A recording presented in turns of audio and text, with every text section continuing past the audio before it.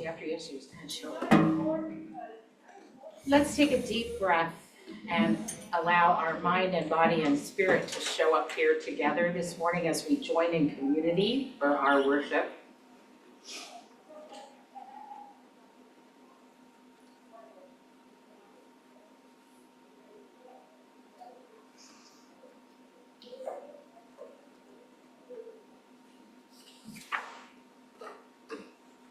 And I see lots of people this morning who have name tags who look like they might be here for the first or second or sort of time, newish. So not to frighten them too much. Sophia, we're just gonna start. This is how we do worship sometimes on the Sundays that I'm here. I'm Reverend Victoria, and we go around and everyone participates. And the script is here. It tells you what to say. And if you're a real fond person of ad-libbing, you can, dance a little bit with it too. If you are new, or even if you're not new, but you're not a person who's really comfortable with speaking, it's okay if you just go, doesn't look like my part. And you ask the person next to you. It's okay. And so Sophia will start us off there. You're welcome. Oh, yes, of course you do. I'm just keeping that for you for no particular reason. Thank you. Good morning, everybody. Welcome to the Unitarian Congregation of Guelph. My name is Sophia. Our time together as a congregation celebrates our support and connection in community, the depth of our commitment and caring, and our journey together in faith. If you are a guest with us today, we're very happy to have you with us, and thanks to all of you for coming to the church. Today's service focuses on principles 6 and 7 of the 8 that define the purpose and values of our faith. Presenting today is Reverend Victoria Ingram. I'm Camilla. And I'm Jim. Let's see. Oh, yes. So we have the territorial acknowledgement. And that is, we remember and honor the heritage of this land by acknowledging its original stewards and inhabitants. In our ongoing journey of reconciliation, we reflect on the Attawandarak and the Haudenosaunee people, as well as others who lived and continue to live in these treaty and territory lands. It is important for all who live here to be in respectful relationship with one another as we consider our decisions now and for the future.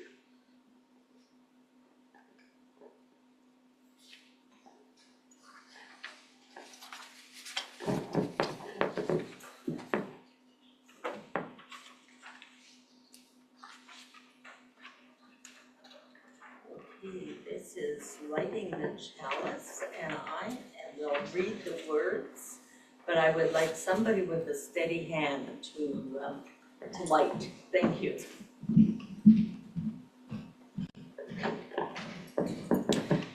Hello, my name is Verna, and the person lighting the candle is Marguerite. So as I light the chalice flame, please read the following words with me, which are up on the screen. Thank you, Liam. In this flame, we witness the power of transformation, awed again by the wonder of life. We are grateful to be vital to this living universe and inspiring community.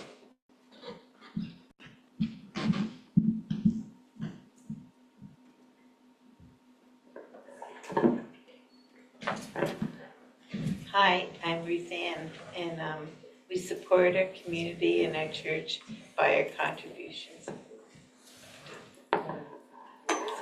Oh, sorry, the story for all ages. Victoria will do the story today. So we want to go get the drum ups of business? Since we have giblets today, let's put them on down. I'll fix the mic.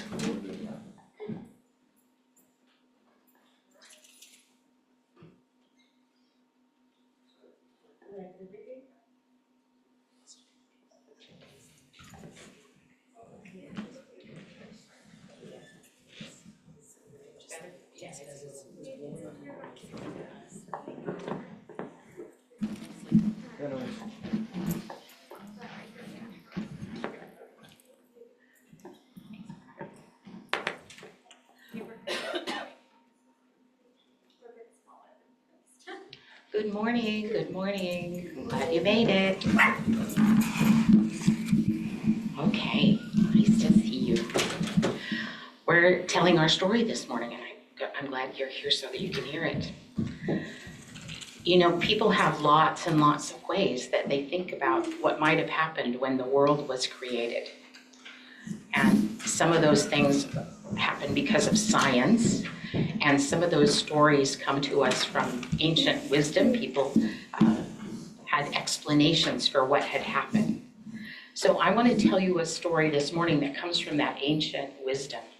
And it may not tell you exactly what happened. It may have elements of things that may not be actually true, but they tell us a lot of things that are true and are truths in our lives. So we're going to listen to a story this morning.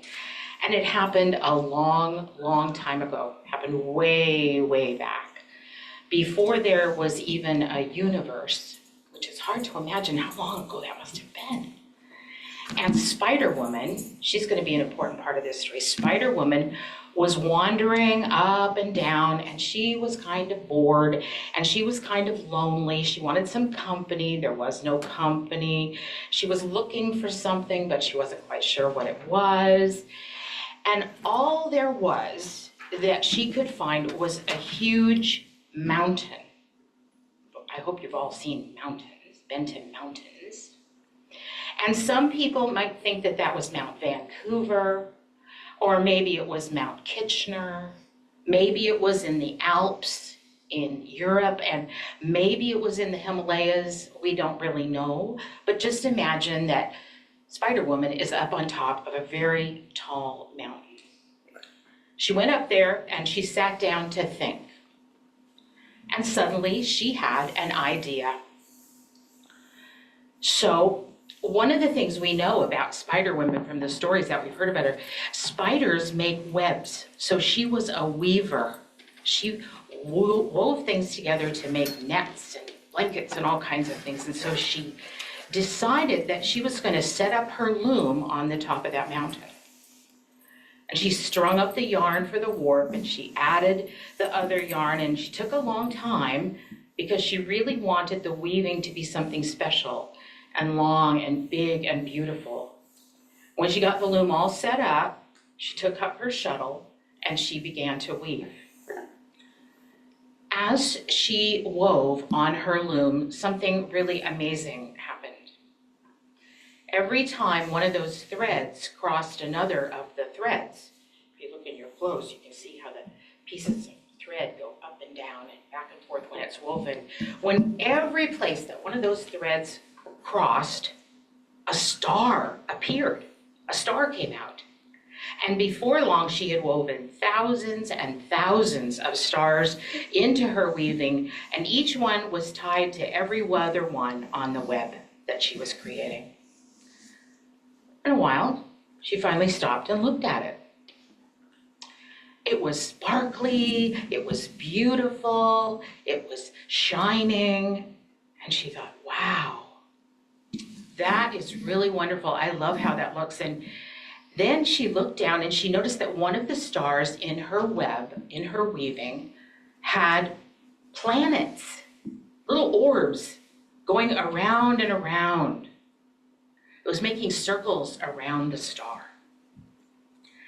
And then she chose one of those little orbs, one of those planets that had bright blue oceans and white clouds, and she set up her loom again. She went to that planet, she set up her loom again, and she started to weave again.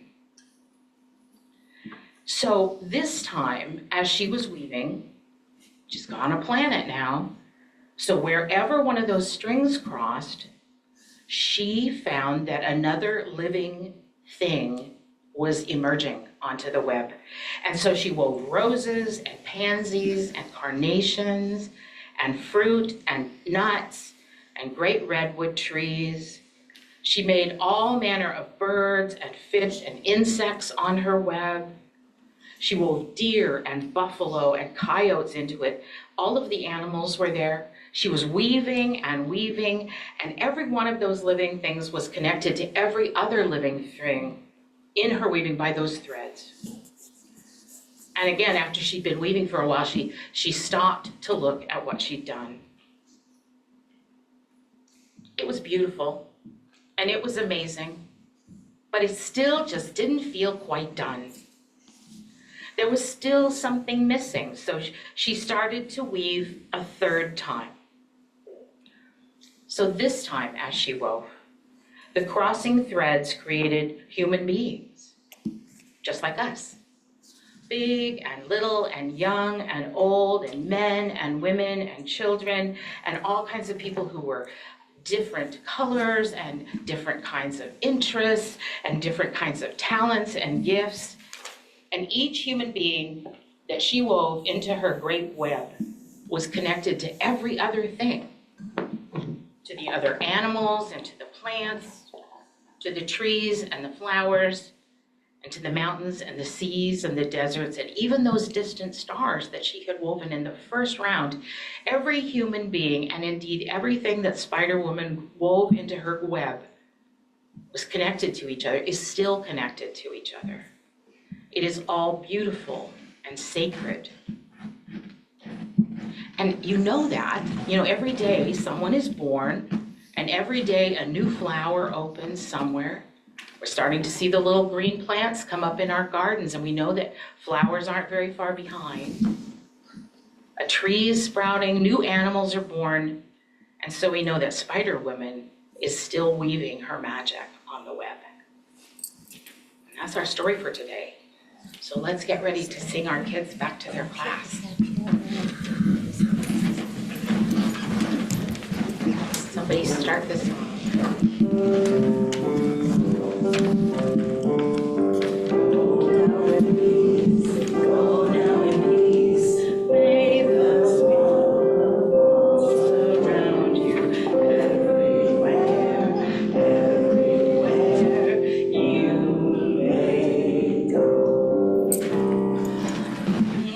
Singing, let's try out our vocal talents on hymn number 1023. It's in your book that you've got in front of you, the teal book, paper book, the small hymnal. And I'm going to ask that you all play it through one time so we can hear it. It's very simple if you haven't heard it before.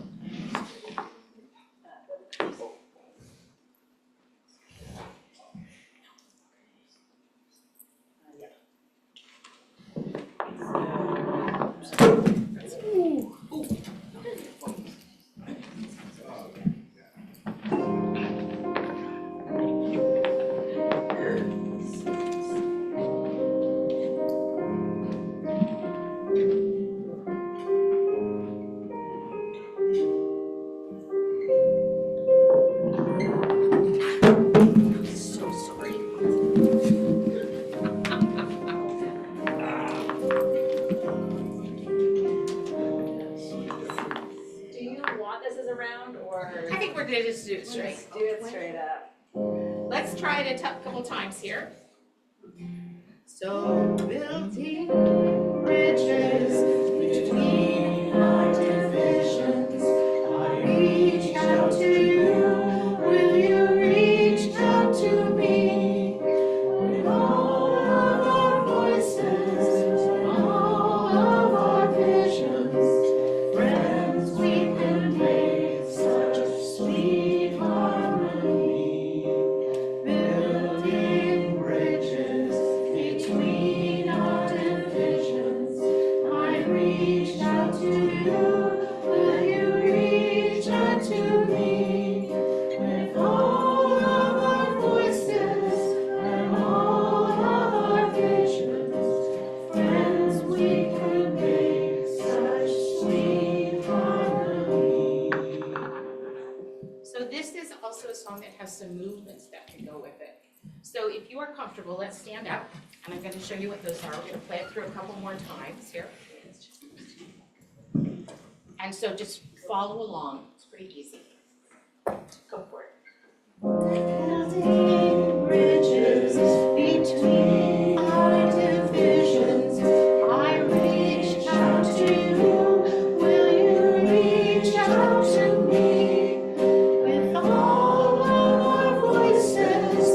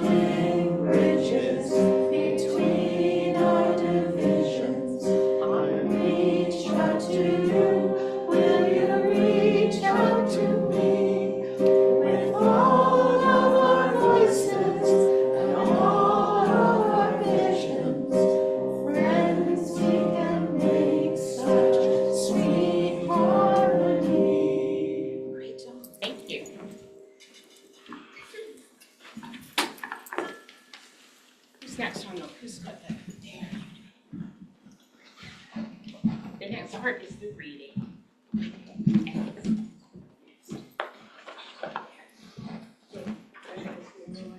Just, you'll sit, yeah. Are you comfortable with that? Is that okay? Sure. Great. Go for it. Hello, I'm Uma, and our reading this morning is titled Bless a Stranger with a Smile by Monica Cummings. Bless a stranger with a smile. Take time each day to remember you are part of the interconnected web of life. Bless a stranger with a smile. Tell the people in your life how much they mean to you. And take a moment every day, beginning today, to give thanks for all that you have. May you have the strength, courage, and commitment to begin or continue the rewarding journey of self-understanding. May you have the wisdom to forgive yourselves, the grace to ask for forgiveness, and the compassion to forgive others. You are the co-creator of your life. It's up to you. Forgive your trespasses as you forgive those who trespass against you. May you live in your beliefs and feel at one with everyone and everything. Blessing upon you, blessing upon me, blessing upon every living thing. Blessed be. By Monica Cummings.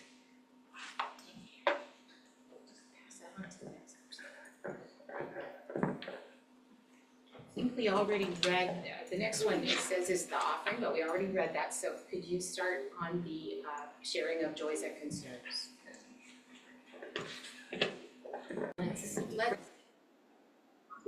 together. Actually, it's in that more, so. Okay. Just enjoy this, if you don't know it. We're now going to hymn 123, Spirit of Life, a favorite of my mother's. So that's where we're going. Do we want to pass up the hymnals quickly or just? We'll just sing it and, we'll just sing it.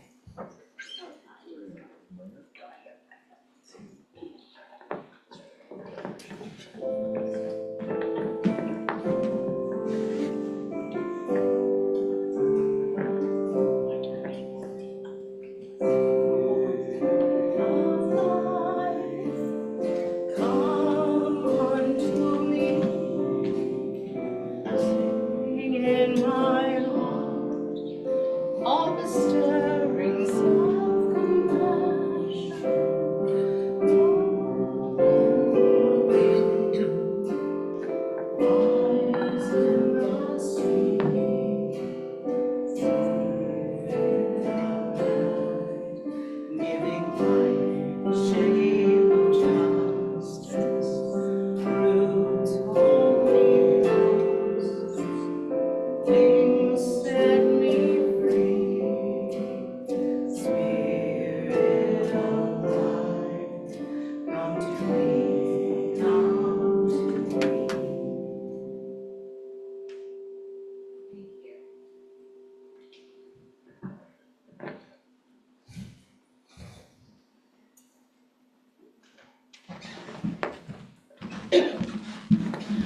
Thanks for the musical accompaniment today. I really appreciate that.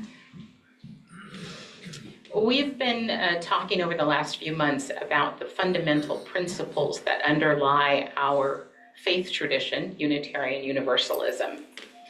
And when the two denominations, Unitarians and Universalists, decided to join forces in 1961, they took the time to have serious and deep conversations about the values, the principles, and the points of view that were coming to the table and now deciding to operate as one religious faith. It took them a while to fashion those ideas into principles, and initially there were 6 of them, not quite with the same wording that we have today, but initially there were 6 on which they agreed.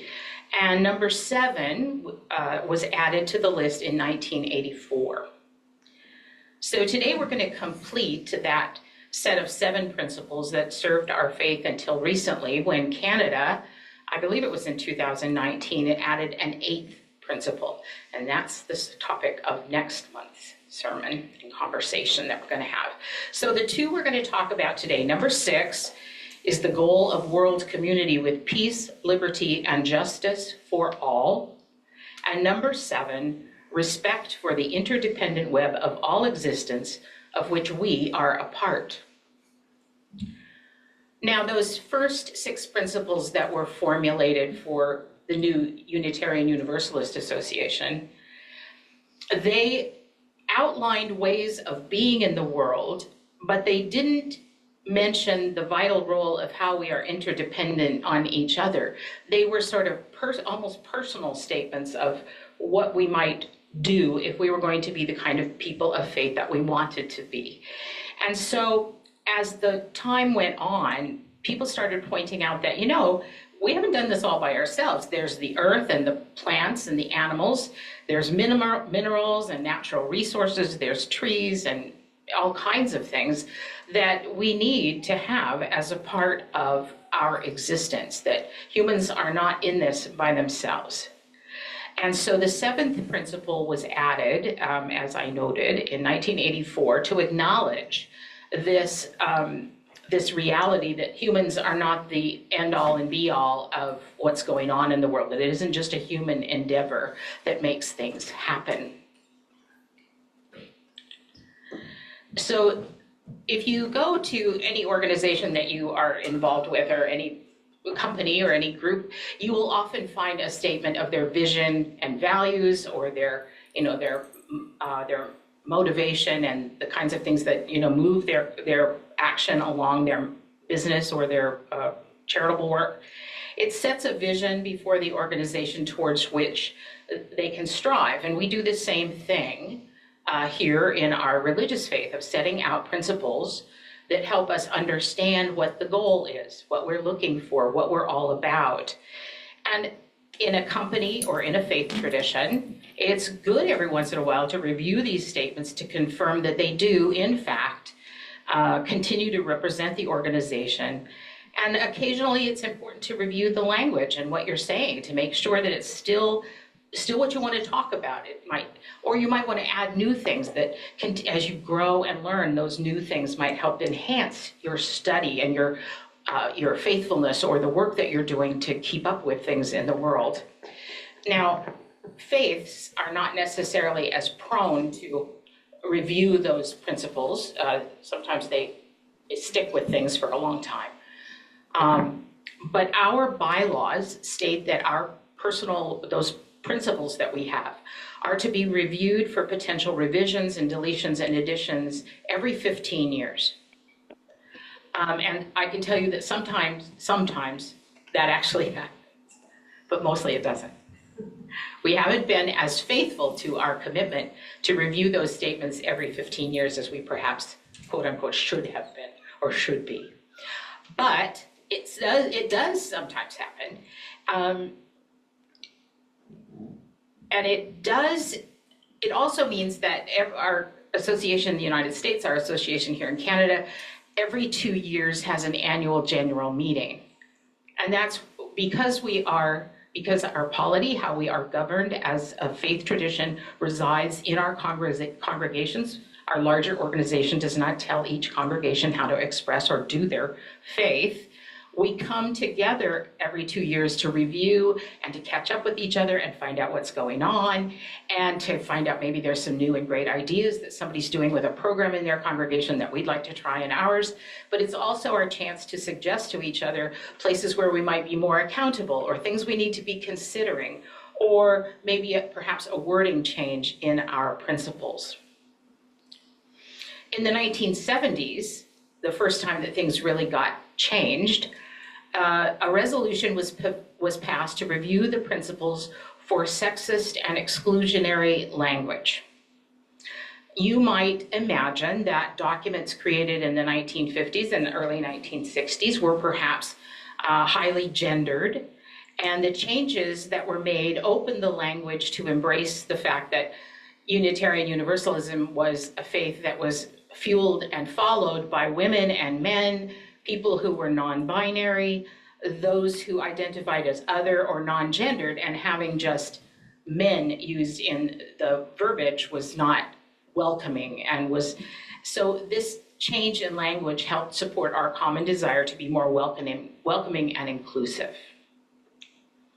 So let's look first back to Principle 6, that one that speaks to our larger hope for a world that is peaceful and just and gives people the right to live with freedom, dignity, and worth. I have heard this referred to as, pardon the gendered language, the Superman principle, the superperson principle, the super people principle. Some people think it is worded in a way that is by far too vast and challenging to ever be achieved in our lifetimes and in any of the future's lifetimes either.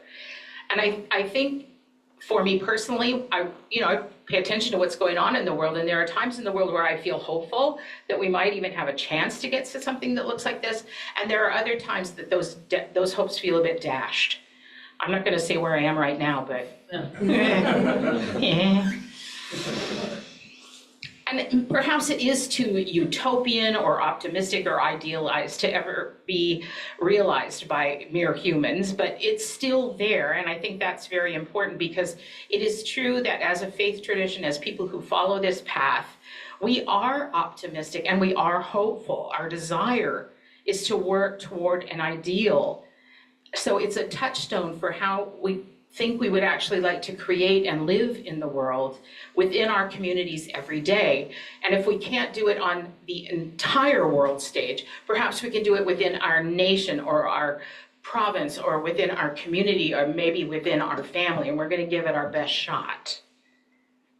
It's an impetus to strive to communicate better, to help one another more, to pay more attention, to involve more people, and consider new and innovative ways to be with one another in community. I also know that often because of the way that our principles are written, and because of our culture, that I think this is more true from being from the States and coming to Canada, my experience is the States is much more focused on the individual and autonomy, and Canada is a bit more aware that you actually exist with other people in the world, and you might have to consider your neighbor if you're going to do something.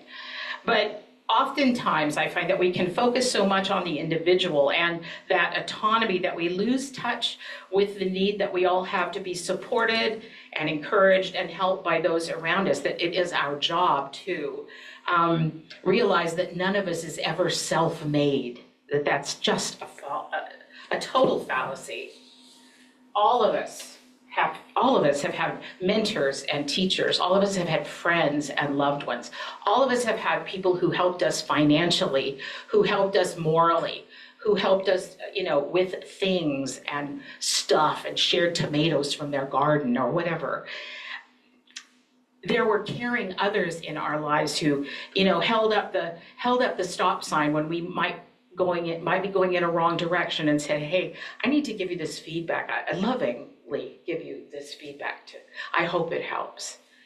So we all have those communal ties and obligations. We eat and drink because others create and maintain systems that grow and harvest and process and transport and sell and maintain and share their work and passion. We agree that there are certain standards of behaving and being when we join a team or a company or a neighborhood or a community. Other people depend on our commitments to live their lives with as much liberty and peace and justice as they can scrape together too. I don't know how many of you are nerds like me, but I listen to CBC a lot. And this morning I was listening to a conversation with an author named Maggie Jackson. And she's just come out with a book that talks about our relationship to uncertainty and the anxiety that comes from having things be uncertain. I thought that was quite a timely topic given things going on around us. And she talked about our human desire to have a level of certainty. We're more comfortable with that. We need a certain amount of certainty in our lives or a certain amount of trust in things, because when we were hunter-gatherers, we needed to know if we went out that the berries were going to be there again in the fall.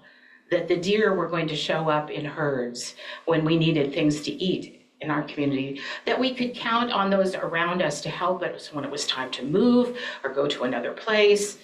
And we have continued to have that need for a certain level of security, a certain level of certainty to go on with our lives. And she talked about how frustrating and upsetting it can be when that certainty is disrupted.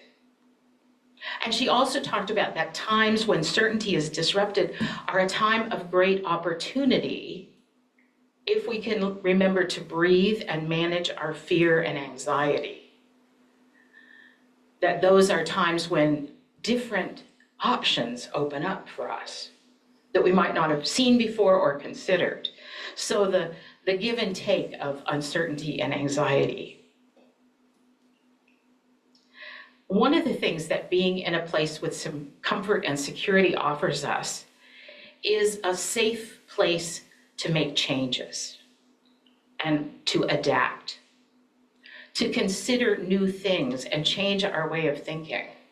And you'll remember one of our principles is about encouraging each other in spiritual growth, in opening our minds and our eyes and our actions to doing a free and responsible search for truth and meaning. So a safe community where we are known and seen, and we know that we can go and bounce new ideas off of people, and they won't freak out and run for the door. They'll go, oh, that's interesting.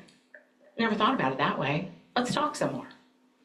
That's what a community does when it reflects back to us ourselves, letting us see when we're doing things that are on track with how we want our life to be, and when we are out of alignment with the needs that we have and maybe what our community needs.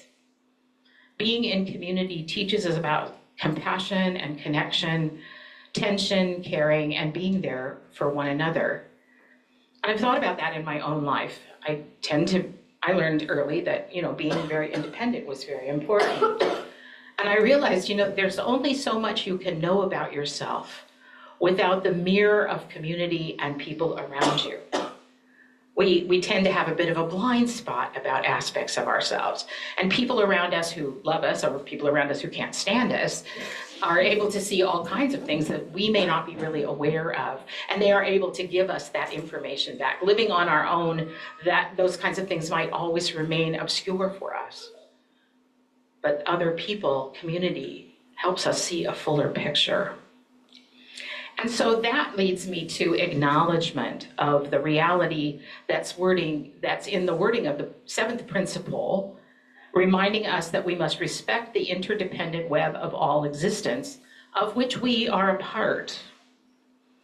Now, the original 6 principles focused primarily in living in the world as a person, but the 7th principle reflects our growing consciousness of the importance of biology, ecology, sciences, the elements of nature, of animals and plants, of rocks and water, of minerals and elements that prompted the acceptance of this particular statement.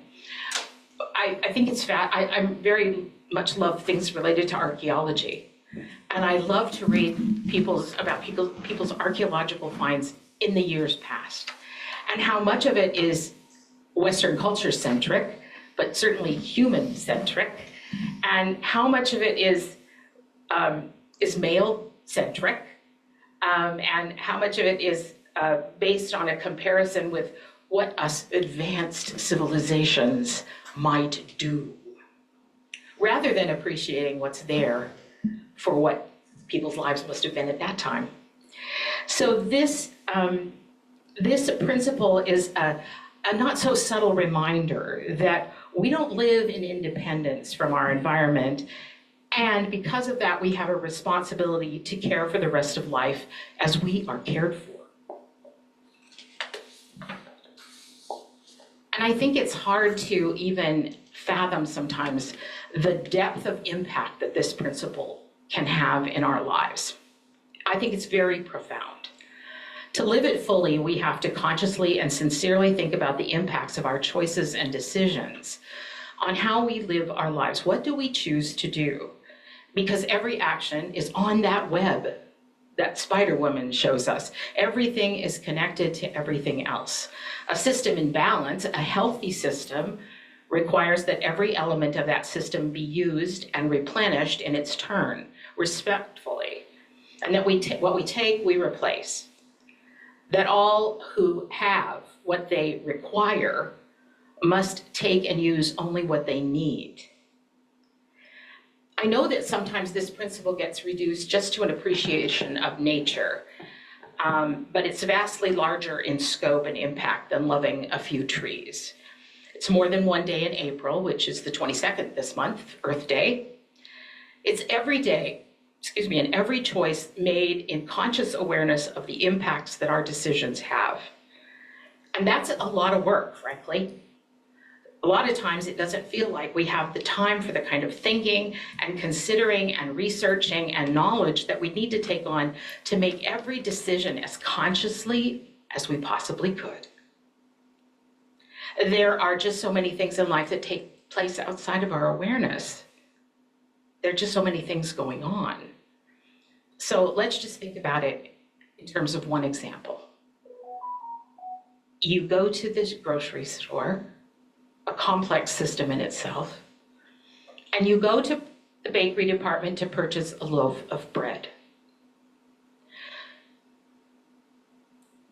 Do you know where the grain for that bread was grown?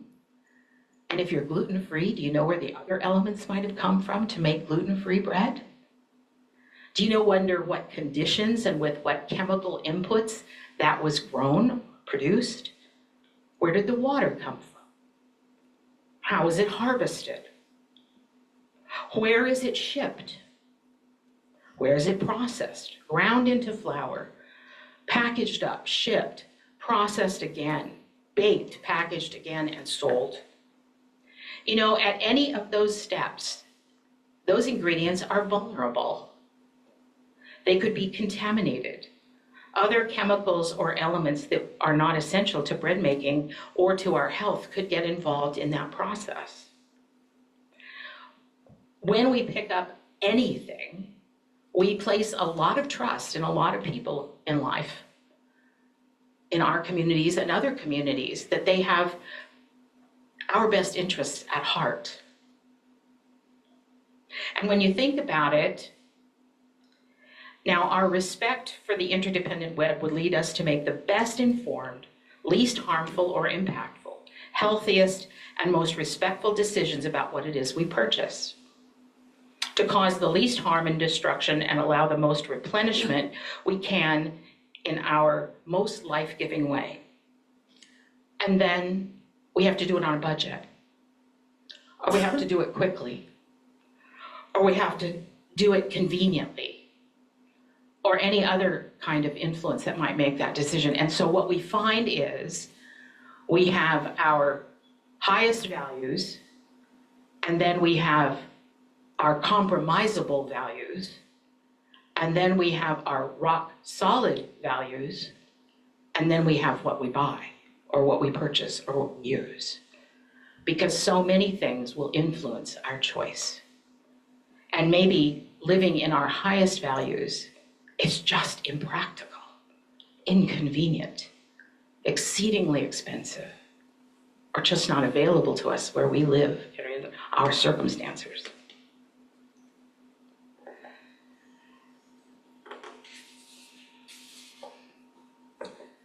So living our values, living our principles, again, puts us in the place of making, hopefully, the best compromises we need to make. In this case, it's not about perfection. It's about being mindful and considerate and awake and aware of what we're doing.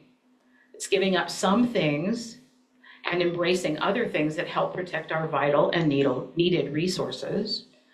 It's remembering that we all have to share, and that because each of us is worthy, even just because we're here, none of us truly has the right to have more than we need. And so now that we have an overview of the 7 principles that interact and impact each other, now we can see that choosing to follow a Unitarian Universalist path is not an easy faith choice.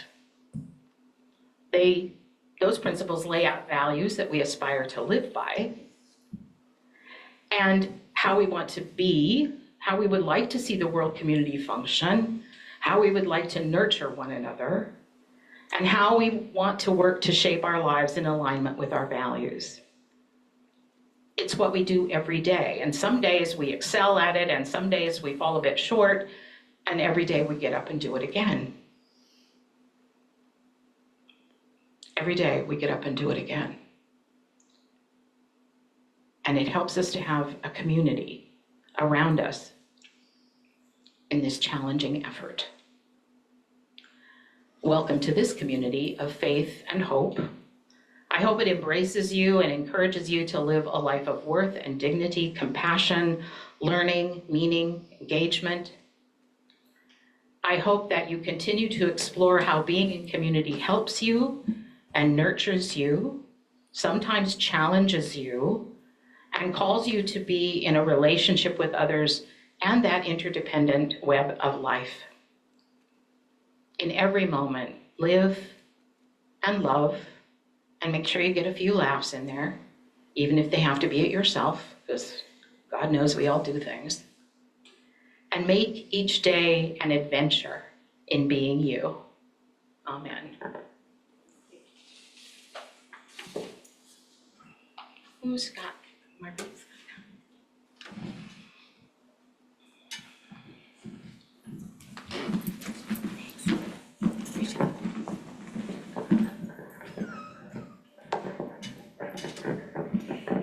Okay, now we're going to do a meditation.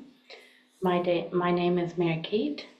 This is Susan Manker called For Those Who Pray and Those Who Don't. For those who pray and those who don't. For those who believe there is some ultimate power that listens and can affect the world. And for those who believe that it is only through the power and love of our own hearts that we make a difference.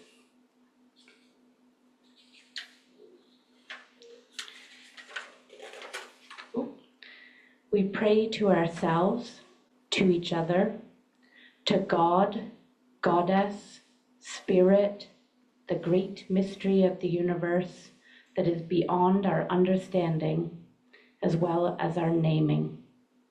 Within each of our hearts is a yearning for something better, for ourselves, for each other, for the world.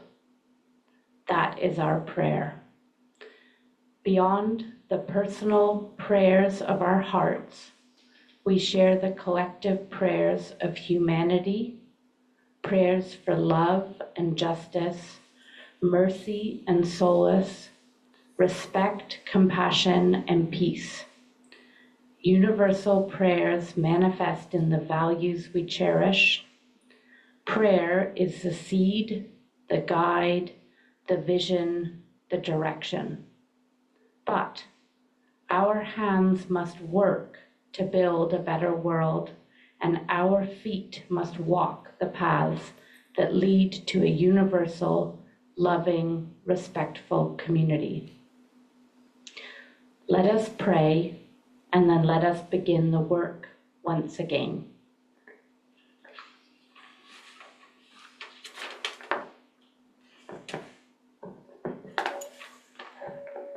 We're at extinguishing the chalice.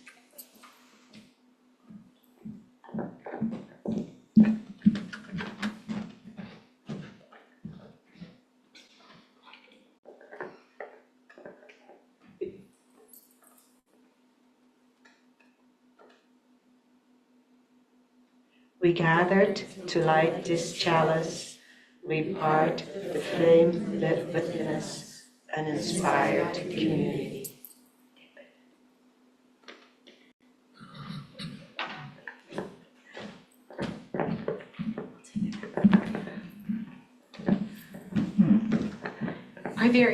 Thank you all for joining us today, being here and participating. And I want to check and see if there are any announcements that we need to go, any activities. Anybody on Zoom that needs to chat?